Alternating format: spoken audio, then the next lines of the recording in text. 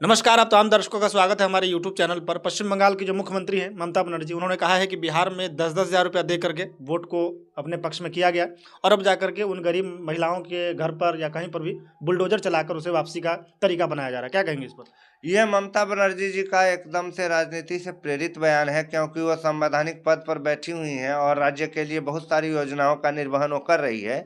तो क्या वहाँ के लोगों को जो तकलीफ होती है वो आप जो सुविधा दे रहे हैं उसके बदले में ले रहे हैं? ऐसी बातें नहीं है।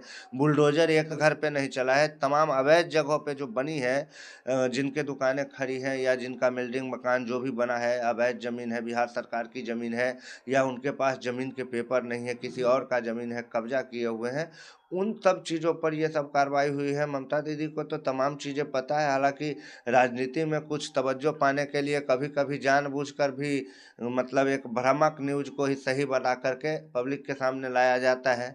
तो इस तरह की बातें हुई, लेकिन एक बात का तो हमें सबसे ज़्यादा आश्चर्य तब लगा जब ममता दीदी ये कह रही है कि 10,000 रुपया दे कर के और बुलडोज़र चला के पैसा वसूला जा रहा उन्होंने है। ये भी कहा कि हम भी 1,000 रुपये महिला को देते हैं महीना में, तो साल में 12,000 और उन्होंने 5 साल का बताया कि 60,000 रुपया होता है। हाँ, तो ठीक बात है, देते हैं आप, बहुत अच्छे गर्व की बात है, आप महिलाओं के सम्मान के लिए काम करते हैं, इसीलिए तो आप 3 बार से मुख्यमंत्री बन रही हो और आगे भी हमारी दुआ है कि आप बनती रहो। आपने बहुत अच्छा काम किया, इसमें कोई शक नहीं है।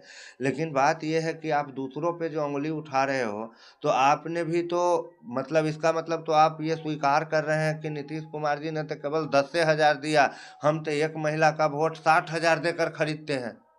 अगर नीतीश कुमार 10,000 देके खरीदा, वो भी डायरेक्ट वे में खरीदा, जिसका नीतीश कुमार या बिहार के जो भी आला अधिकारी है उसका हिसाब लेने का है उसको। हुँ। 10,000 जो दिया है वो बेहिसाब नहीं दिया है। जाँच हो रही है आपने 10,000 रुपया में कौन से धंधे की शुरुआत की है हुँ। या नहीं की है, इस बात की जाँच हो रही है। लेकिन आप तो 1,000 दिए उसको खाने-पीने के लिए, जो चलो भाई खाओ-पियो तुम ऐश करो और हमको 5 साल के बाद फिर वोट दे देना। हुँ। तो ये तो एक तरह से आप अपनी खुद ही बातों को उजागर कर रहे हो। इस हालाँकि हमको इतना लंबा झमेला में नहीं पड़ना है। हमें इस बात से मतलब रखनी है कि ममता दीदी जी ने कहा है, ममता दीदी जानती है, सारा खेला उनको पता है। वो भी पहले एनडीए की सदस्य हुआ करती थी, बहुत बड़े मंत्रालय सब भी सँभाली, उनके द्वारा एनडीए में सँभाली गई है। तो ऐसी कोई बात नहीं, वो भी सब कुछ जानती है। ये राजनीतिक लाभ लेने के लिए इस तरह का बयान दिया गया। हालाँकि बिहार के वोटरों के बारे में उनको बयान दे कर के तो कोई फ़ायदा है नहीं। हालाँकि कुछ बिहार के लोग बंगाल में भी वोटर हैं, जो एसआईआर होने के बाद शायद अब वो रहेंगे वहाँ कि नहीं रहेंगे, ये बात डाउटफुल है। बाकी देखिए क्या होता है। चलिए, एक सवाल है कि टीएमसी के एक विधायक थे हुमायूं कबीर, जिन्होंने वहाँ पर बाबरी मस्जिद की नींव रखी, उन्हें बाद में टीएमसी से निलंबित कर दिया गया। अब जाकर उन्होंने एक जनता उन्नयन पार्टी या कुछ उन्नयन पार्टी करके एक पार्टी बना लिया है और चुनाव चिन्ह के लिए भी बातचीत किया जा रहा है। किसके लिए नुकसान पहुँचाएंगे वो हुमायूं कबीर? देखिए, हुमायूँ कबीर एक विशेष समाज को लीड कर रहे हैं, बहुत बड़ी कोई बात नहीं है। और पैसा तो जब ये नेतागिरी लाइन में आते हैं, तब ये पैसा हो जाता है या बहुत पैसा होने के बाद ये लोग नेता बनता है। तो पैसे वाले हैं, अपनी एक अलग स्ट्रेंथ चाहते हैं, लेकिन अगर उनके जैसे नेताओं को जनता समर्थन देती है, तो निश्चित रूप से जनता का भारी दुर्भाग्य होगा। क्योंकि जिस तरह की चीज़ों को हवा दे रहे हैं, जिस तरह के कृत्य को करने जा रहे हैं, मुस्लिम वो वोटों को ललचाने का पूरा प्रयास है मुस्लिम इसे। वोटों को ललचाने के लिए और सारी बातें हैं ना, मुस्लिम वोटों को धर्म पे ललचाना। ही तो राजनीति हो रही है, वही धर्म को मुस्लिम उन्होंने मुस्लिम अपनाया। वोट को अगर ललचाना है तो आप और तरीकों से ललचाओ ना। आप अब्दुल कलाम मस्जिद बनाओ ना। आप बड़े-बड़े शहीद हुए हैं, बिस्मिल्लाह खां मस्जिद बनाओ, शाहरुख खान मस्जिद बनाओ, आमिर खान मस्जिद बनाओ। बाबरी मस्जिद ही क्यों, जो देश का गद्दार था, जिसने इस देश को तबाह किया था, तबाह होने वाले में सिर्फ हमारे कौम और हिंदू ही तो, सिख, बुद्ध, जैन ही नहीं थे, आप लोग भी थे। आप लोग भी किस तरह जीते थे उन खूंखार लोगों के राज्य में, आपको पता है। आप अपने पूर्वज का इतिहास पढ़िए, आपको हमसे ज़्यादा तकलीफ दिया जाता था। आपके घर में ज़्यादा परेशानी होती थी हमसे, हमारा नंबर तो 2 नंबर पे आता था, आप तो पहले ही उनके द्वारा परेशान किए जाते थे। आज अतीक अहमद जैसा कुख्यात यूपी में ढेर हो जाता है और कहीं पर कुछ नहीं होता है। उनके गांव में जाके मीडिया वाले जब रिपोर्टिंग करते हैं तो वहां पर उनको समझ में आता है कि आखिर क्यों लोग खुश हैं।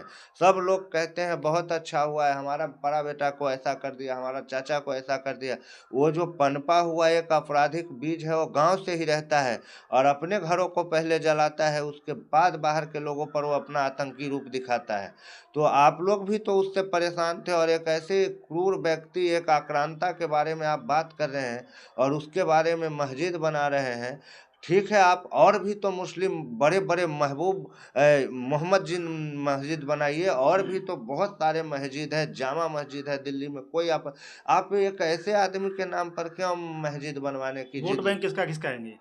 हाँ? वोट बैंक किसका खिसकाएंगे, बीजेपी या देखिए, टीएमसी? बीजेपी का तो उनसे खिसकने वाला है नहीं, क्योंकि बीजेपी का जो है वो है।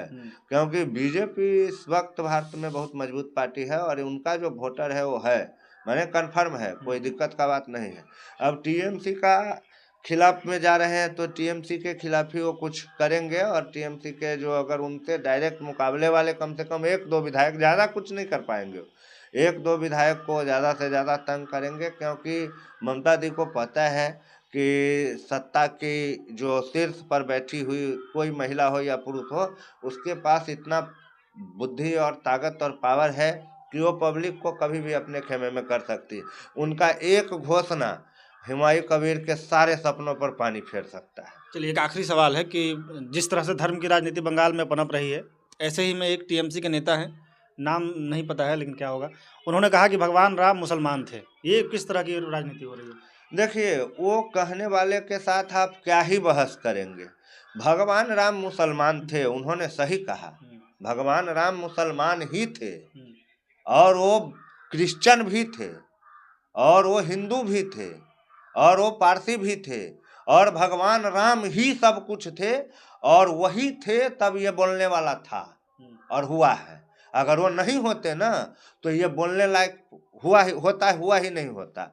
ये जो बाद में धर्म का बंटवारा हुआ है, इसका तो लिखित प्रमाण है पूरी दुनिया के पास। मुस्लिम धर्म की स्थापना कब हुई, हिंदू धर्म की स्थापना कब हुई, क्रिश्चियन धर्म की स्थापना कब हुई, तो पढ़ाया जाता है। आप गूगल पे सर्च कर लो या किताब में देख लो।